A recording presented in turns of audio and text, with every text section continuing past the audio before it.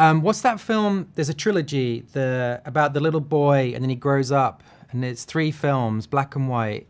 Um, Pata God, Panchali. yes, yeah.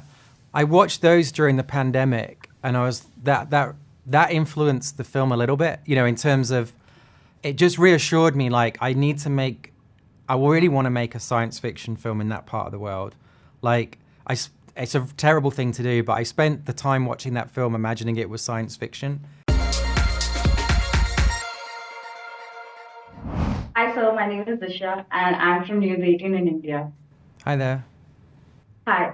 So I wanted to start off by saying that after I watched the movie, one of the biggest things that stuck out to me was Gemma Chan's name, Maya. Um, Given I'm from India, Maya means in Sanskrit the idea of illusion and magic. And given Gemma's fate in the second half of the movie, uh, it suddenly clicked me that, wait, the name stands out, especially the way you placed her in the various parts of the second half.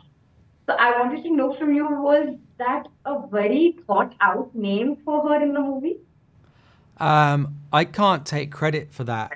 What happened was I initially called that character a different name, and then I really don't like writing. I hate it. It's like the worst homework in the world, and so it takes like 6 months, 9 months for me to write one draft of the script. It takes ages to get something, and then thank God I had Hossein Amini and Chris Weitz. So Chris came in, and he worked on the Star Wars movie that I worked on, and he basically helped it get to the level where the studio would give us the money to make the film. And one of the things he said was, I would like to change some of the names. And he is a Buddhist. So he basically he does a lot of research. In Star Wars, he came up with the phrase, I am one with the Force and the Force is with me. And so he brings a lot of religious kind of ideas to things as well. And so I have him to thank for that. But I'd love to take credit for it, but it was really Chris. Uh, the other thing that I noticed was in the second half again, there were a lot of traditional classical instruments that were used for the musical part of it. Until then, I didn't know Hans Zimmer was the music composer. I was taken by complete surprise when the credits start rolling. I wanted to know from you, did you take any inspiration or templates from Indian music to go give it to him for him to, like an idea that this is what I'm looking for, something on those lines? Yeah, I mean, to some extent. So I'm glad you didn't recognize it was Hans Zimmer because our whole goal when we were doing the music was we didn't want people to realize it was him. We didn't want it to sound like another soundtrack he'd already done. And so we used, when you make a movie, you have to put in music before the composer actually makes the final score. So we had to use temporary music, and we tried all kinds of things in that sequence that you're talking about. And one of them was Cambodian music. We filmed in Angkor Wat, Siem Reap in Cambodia. And there was actually a real band playing.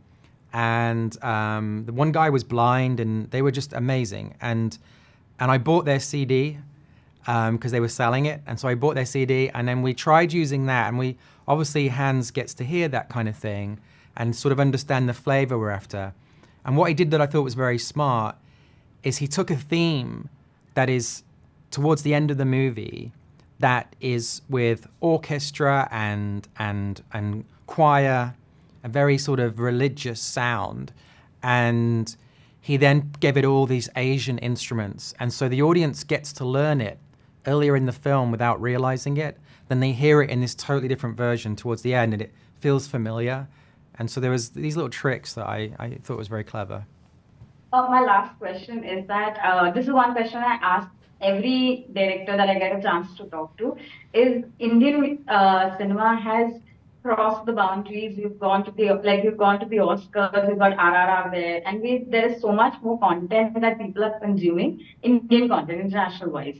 Have you come across Indian movies in the past few years? And is there an Indian actor or star that you would want? Yeah. What's that film? There's a trilogy about the little boy and then he grows up, and it's 3 films, black and white. Pata God. Panchali. Yes, yeah. I watched those during the pandemic, and I was that influenced the film a little bit. You know, in terms of it just reassured me like I really want to make a science fiction film in that part of the world. Like it's a terrible thing to do, but I spent the time watching that film imagining it was science fiction, and I got very excited about it. And so yeah, I'd say that was the main one I've watched recently that had an impact. Yeah. Thank you so much. Thank you so. I never thought of Pata Panchali from a sci-fi version. This has No, completely changed my perspective. no, you shouldn't. Thank But apparently, I think the filmmaker felt like it inspired ET to some extent. I read online, so go figure.